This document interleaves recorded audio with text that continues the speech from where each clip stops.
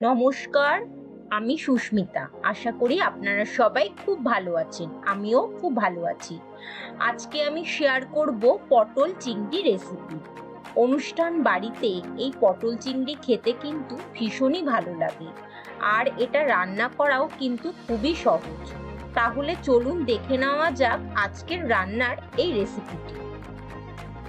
কড়াইতে সর্ষের তেল গরম হয়ে গেলে সবার প্রথমে কেটে রাখা আলুগুলোকে দিয়ে দেবো। এখানে দুটো বড় সাইজের আলু আমি নিয়ে নিচ্ছি।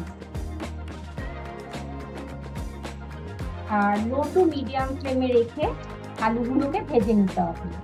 আর আরেকটা কথা আজকে রান্নার সময় আপনাদের শেয়ার করছি, আজকে আলু ভাজার সময় শুধুমাত্র আমি এখানে নুন ব্যবহার করব, হলুদ দেব না। এখানে 1 চামচ মতো নুন আমি ব্যবহার করেছি।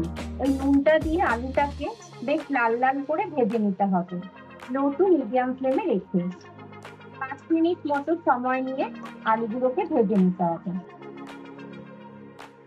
আলুটা দেখুন আমার খুব ভালোভাবে ভাজা হয়ে গেছে। আর আপনাদেরকে আগেও বলেছি, আরো একবার বলে দিচ্ছি, আলু ভাজার সময় আজকে আমি শুধুমাত্র 1 চামচ নুন ব্যবহার করেছি, কোনো রকম হলুদ ব্যবহার করিনি। এবার এই আলুগুলোকে একটি পাত্রে তুলে নিতে হবে। এবারে একই তেলের মধ্যে কেটে রাখা পটলগুলোকে দিয়ে দিতে হবে। পটল ভাজার সময়ও ঠিক একই রকম ভাবে আমি 1 চামচ নুনই ব্যবহার করব, কোনো রকম হলুদ ব্যবহার করব না। কেননা পটল ভাজার সময় আপনারা লক্ষ্য করবেন, যদি আমরা হলুদ ব্যবহার করি না তাহলে তেলটা কালো হয়ে যায়। সেই জন্য আমি শুধুমাত্র নুন দিয়ে পটলগুলোকে ভেজে নেব।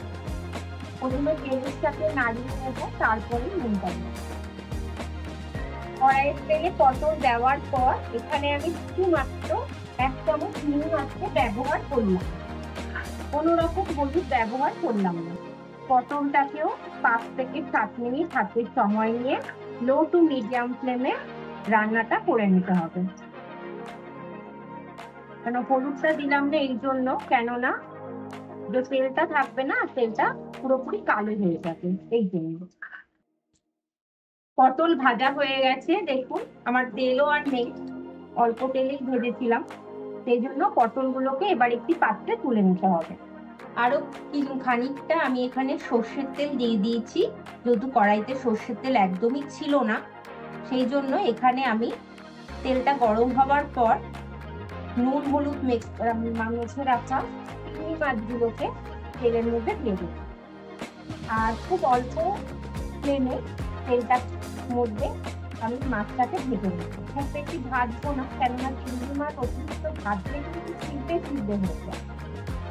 হালকা ফ্লেমে এই 2 থেকে 3 মিনিট হাতে সময় নিয়ে মাছগুলোকে ভেজে নিতে হবে। মাছ ভাজা হয়ে গেছে, মাছগুলোকে একটি পাত্রে তুলে নিন। খুব বেশি ভাজবেন না, কেন ছিদ্রে হয়ে যায় চিংড়ি মাছ বেশিক্ষণ ভাজা হলে।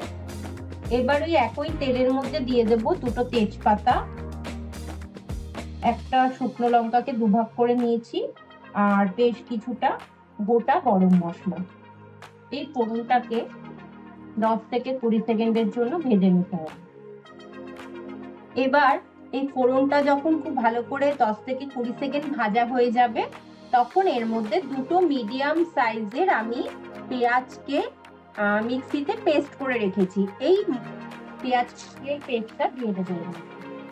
পেঁয়াজটা যদি অনেকটা বড় সাইজের হয় তাহলে একটা নেবে, আমার পেঁয়াজটা মিডিয়াম সাইজের ছিল তাই জন্য 2টো নিয়েছি। পেঁয়াজটাকে একটু ভেজে নিতে হবে। আর এই পেঁয়াজ ভাজতেই আরো 3টে উপকরণ দিয়ে আমি একটা পেস্ট বানিয়ে রেখেছি। এখানে আছে বেশ কিছুটা আদা, 8 থেকে 10 কোয়া রসুন, আর 7 থেকে 8টা কাঁচা লঙ্কা। এই 3টে একটা পেস্ট আমি রেডি করে রেখেছিলাম, এই মিশ্রণটা এখানে দিয়ে দিলাম। এবার সবকটা উপকরণকে ভালো করে মিশিয়ে নিয়ে এই মশলাটাকে কষিয়ে নিতে হবে, যাতে কোনো রকম কাঁচা গন্ধ না থাকে। লো ফ্লেমে রেখে মশলাটাকে একটু কষিয়ে নেব। এবার এখানে একটা বড় সাইজের টমেটো পেস্ট করে রেখেছি, এই টমেটো পেস্টটা এর মধ্যে দিয়ে দেবো। ভালো করে সবকটা উপকরণ খুব ভালো করে মিশিয়ে নেব। মশলাটা যাতে পুড়ে না যায়, খুব সামান্য একটু জল এর মধ্যে দিয়ে দিতে হবে। এই মশলাটা কষাতে কষাতে এখানে স্বাদ মতো নুন দিয়ে দিতে হবে। 1 চামচ নুন এখানে দিয়ে দেব। কালারের জন্য দেব বেশ কিছুটা কাশ্মীরি লঙ্কার গুঁড়ো, আরো কিছুটা দেব হলুদ গুঁড়ো, আর 1 চামচ দেব জিরে গুঁড়ো। এবার সবকটা উপকরণকে খুব ভালোভাবে মিশিয়ে নিয়ে মশলাটাকে কষিয়ে নিতে হবে।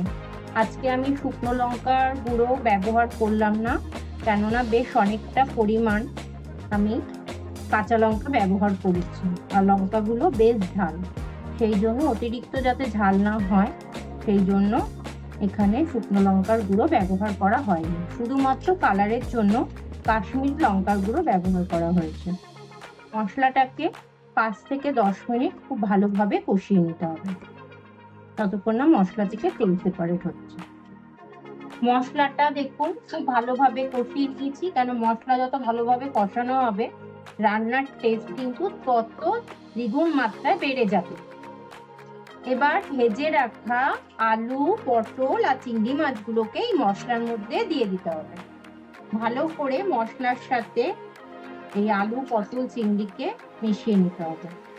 মিশিয়ে নিয়ে আরো 5 মিনিট সময় নিয়ে মশলার সাথে সবকটা উপকরণকে খুব ভালোভাবে মিশিয়ে নিয়ে একটু কষিয়ে নিতে হবে।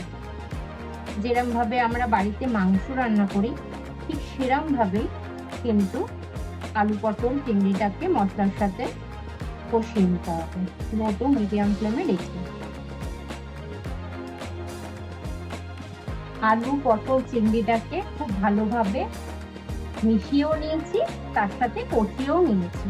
এই হাতে 5 থেকে 7 মিনিট সময় নিয়ে মিডিয়াম ফ্লেমে রেখে এবার এখানে পরিমাণ মতো জল দিয়ে দিতে হবে। প্রথমে বেশ খানিকটা জল মিশিয়ে দেখতে হবে যে জলটা ঠিকঠাক আছে কিনা। যদি কম মনে হয় আরো খানিকটা জল এখানে অ্যাড করা যেতে পারে, আর জল লাগবে না। এবার ঢাকা চাপা দিয়ে লো টু মিডিয়াম ফ্লেমে রেখে রান্নাটা করে নিতে হবে। এইটুকু জলই কিন্তু সাফিসিয়েন্ট। এবার ঢাকাটা চাপা দিই।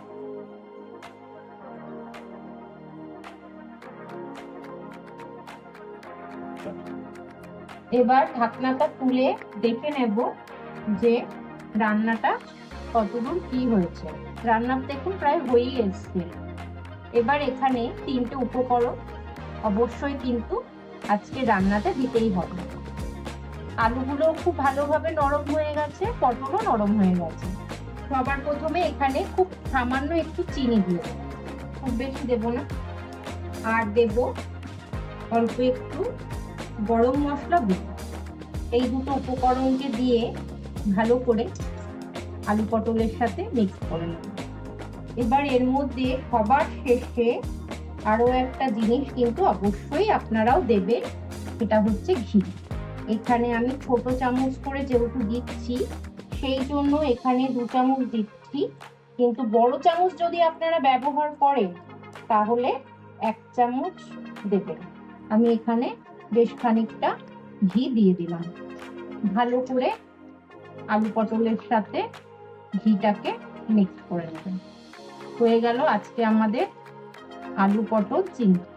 এবার গরম গরম ভাতের সাথে দুপুরবেলা সার্ভ করব। এবার গরম ভাতের সাথে সার্ভ করবেন। এবার আমি ঢাকা চাপা দিয়ে দেব আর গ্যাসটাকে অফ করে দেব। আজকের এই রান্নার ভিডিওটি ভালো লাগলে please like, comment, share and subscribe my YouTube channel. পাশে থাকা বেল আইকনটি আপনারা অবশ্যই প্রেস করে দেবেন, তাহলে আমি আমার চ্যানেলে যেসব ভিডিও আপলোড করব সাথে সাথে আপনাদের কাছে নোটিফিকেশন চলে যাবে। সবাই ভালো থাকবেন, সাবধানে থাকবেন। ধন্যবাদ।